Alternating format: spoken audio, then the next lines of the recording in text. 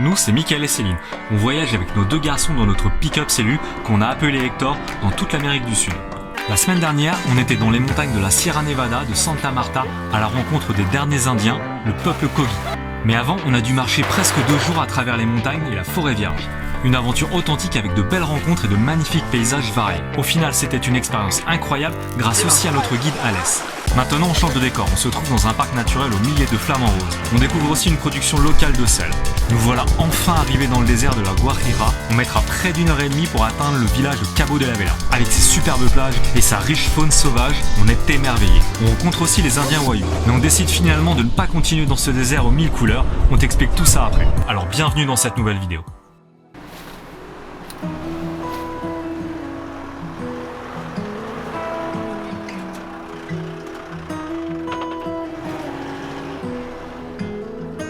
Cette fois c'est sûr, on quitte Alès et Marie non sans regret pour poursuivre notre voyage en Colombie. Cette rencontre restera dans nos mémoires et sera sans doute une des plus belles que nous ferons dans notre voyage. On reprend la route qui longe la côte en direction de Riohacha, la dernière grande ville marquant l'entrée du désert. Avant, on décide de s'arrêter dans le petit village de Camarones, aux portes d'un sanctuaire naturel au bord d'une lagune où vivent des milliers de flamants roses.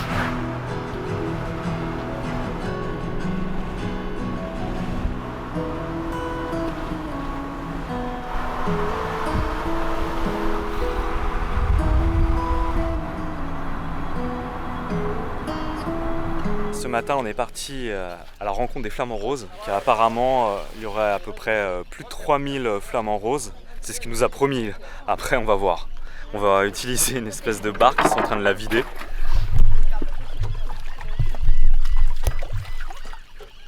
La pêche était bonne, il y a pas mal de crevettes. Bon, on est en train de préparer notre embarcation. Ouah. Ça glisse de ouf.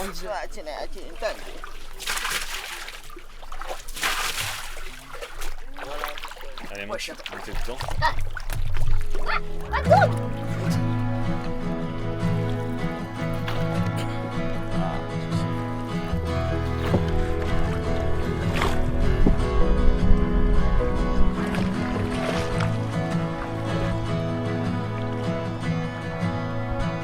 On a beaucoup de flamants roses.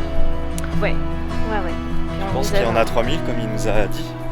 Je sais pas compter, mais il y en a vraiment beaucoup.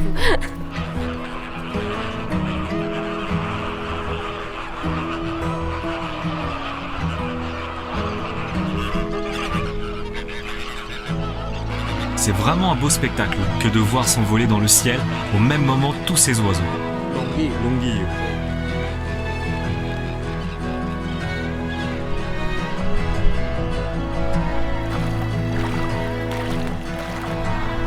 On poursuit notre route jusqu'aux salines de Manor.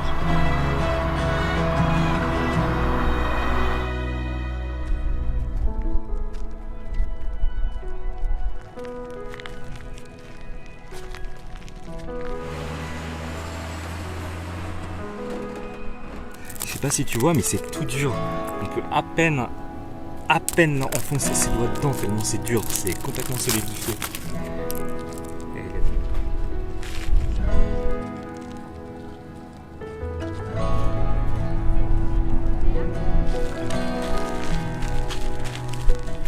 T'as des croûtes de sel qui recouvrent les tuyaux d'alimentation en eau de mer. C'est assez impressionnant en fait. T'as au moins 5 cm d'épaisseur. Ça aurait été dommage de ne pas s'arrêter car c'était sur notre chemin. Et en plus nous avons récupéré du sel pour l'eau des pâtes. Plutôt cool. On quitte Manor, une ville qui ne mérite pas plus que ça qu'on s'y attarde. Maintenant on arrive dans le désert. Depuis le temps que je l'imaginais ce moment-là, tous ces mois de recherche sur internet, de contact avec des guides locaux, c'est toujours une drôle de sensation, un sentiment étrange quand tu es en train de vivre cette aventure à laquelle tu as si longtemps pensé, parfois même de longs mois à l'avance. Et cette angoisse que le lieu ne soit pas à la hauteur de tes espérances. Pour nous on était en plein dedans, on vivait le moment présent. Plus le temps de réfléchir ou de se poser 1000 questions, il fallait avancer dans cet univers aride. Le désert se dressait face à nous avec ses majestueux paysages, mais aussi une face plus sombre qui nous a fait longuement hésiter avant de nous engager. Nous arrivons à Cabo de la Vela, véritable porte d'entrée de ce désert hostile. C'est un peu la dernière ville pour faire le plein de nourriture, toute proportion gardée bien sûr, avant d'aller plus loin.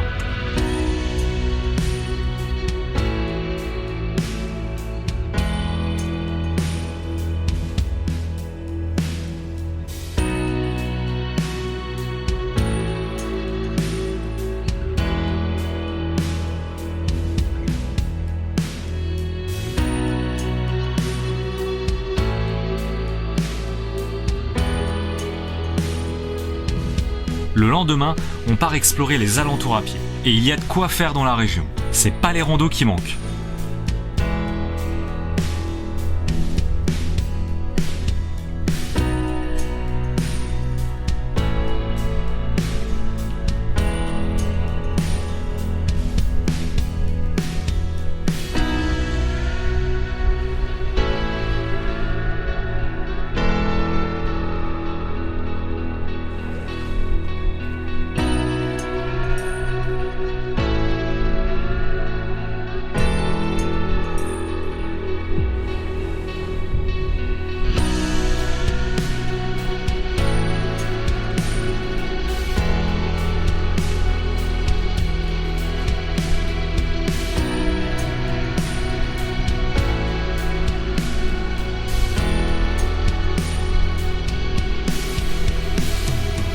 Nous arrivons au phare de Cabo, un spot sublime avec un vent du diable. Il y a dû en avoir des chapeaux, des casquettes qui se sont envolés par ici. Ce qui nous frappe, c'est qu'il y a pratiquement personne dans tous ces endroits magnifiques. Et ça, c'est un vrai plus pour profiter et apprécier d'un endroit, je trouve.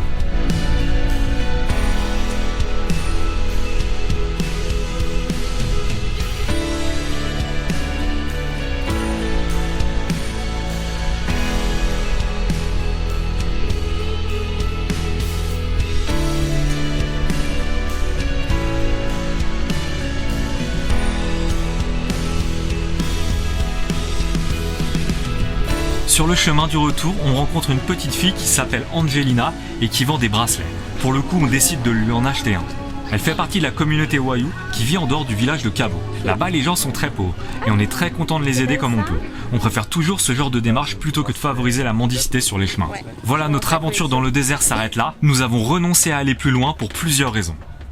Ce désert, on voulait le faire vraiment, on y pensait depuis des mois, on l'avait préparé, on avait regardé beaucoup de choses sur internet, c'était quelque chose qui nous tenait à cœur. Pour nous, ça représentait un petit peu la vraie aventure, une sorte de découverte du bout du monde, vu que c'est une péninsule. On allait découvrir le bout en fait de ce territoire. Ça symbolisait aussi pour nous en fait la rencontre avec le peuple Wayuu, les Indiens, les indigènes qui vivent sur ce territoire depuis la nuit des temps. Dans notre esprit, c'était synonyme de rencontre, d'authenticité avec ce peuple et on tenait beaucoup à faire ce voyage jusqu'au bout.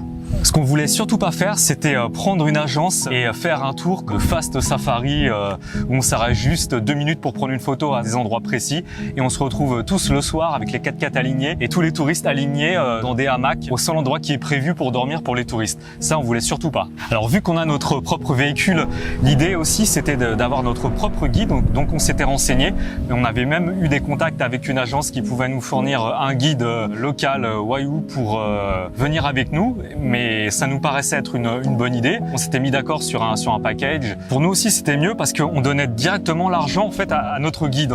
On passait pas par l'agence. Donc ça, pour nous, c'était très important. Le problème de la Guajira, c'est que c'est un désert avec cette communauté indienne qui est très pauvre, qui vit pratiquement de rien. Ils ont peu accès aux ressources en eau. Vu qu'on est dans le désert, il y a aussi tout un tas d'autres problématiques, mais ils ont pas d'accès à l'eau potable, on va dire, ou très peu. Il y a aussi tous ces tours opérateurs qui proposent cette espèce de fast travel dans le désert sans même prendre le temps de rencontrer les vraies populations, de s'arrêter à des endroits comme je viens de dire juste pour prendre une photo. 95% des tours opérateurs font Cabo de la Vela pour aller jusqu'à Punta Galina et en fait ce tourisme de masse il dénature complètement l'esprit de ce désert, l'esprit de cette communauté. Et les enfants se sont mis à faire des barrages sur les chemins, sur les pistes pour que ces 4x4 s'arrêtent et leur donnent de la nourriture et on se retrouve avec un système complètement perverti où les chauffeurs s'arrêtent même pas et ouvrent les fenêtres, balancent des sachets de nourriture ou voire de l'eau,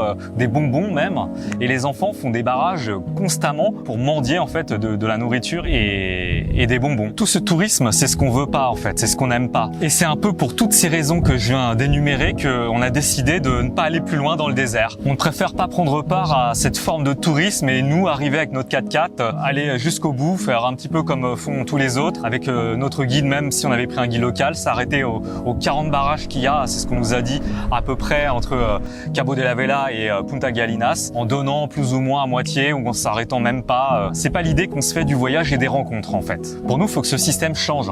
Et si on veut changer les choses, il faut déjà agir par nous-mêmes. Et le fait de ne pas aller dans le désert, c'est clairement une forme d'action pour nous. On préfère renoncer et pas y aller, même s'il y avait de très beaux paysages à voir, en espérant qu'un jour, en fait, ce système puisse changer et que les gens puissent profiter aussi d'un tourisme plus écologique, plus responsable, parce qu'il y a aussi d'autres problématiques avec les déchets. Il y a énormément de choses à faire dans ce désert et on n'est clairement pas dans la bonne direction. Nous, les Occidentaux, les Européens, on donne pas forcément le bon exemple. On profite juste en fait de la beauté du paysage sans se soucier vraiment de ce qui en découle. Voilà, là c'était juste notre avis, donc si toi tu as un avis contraire ou tu es d'accord avec nous, tu peux mettre tout ça dans les commentaires en bas. On sera ravis d'en discuter avec toi. On n'est quand même pas déçus de ce qu'on a pu voir. On est allé jusqu'à Cabo, on a pu rencontrer quelques personnes, notamment cette petite fille que tu as vue juste avant dans la vidéo qui s'appelait Angelina. On a vu aussi des belles choses, des belles plages, le phare. C'était magnifique, c'est un endroit qui est magnifique, mais pour nous ça va s'arrêter là. On quitte le désert de la Guajira.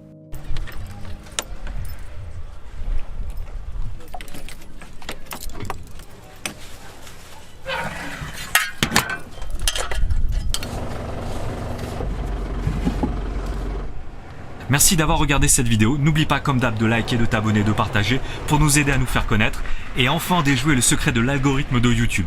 Je te dis à la semaine prochaine, allez, ciao!